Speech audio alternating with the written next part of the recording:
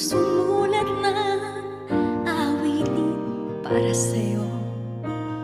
Para akong isang siraulo, hilo at lito.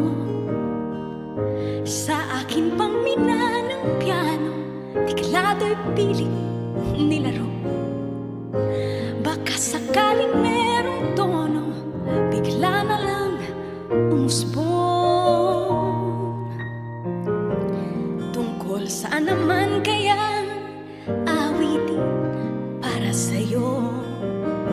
Di biro ang gawing sukat, ang titik sa tono. 10 man aking diksyonaryo, kung ang tugma'y di wasto. Basta't isipin di magbabago, damdamin ko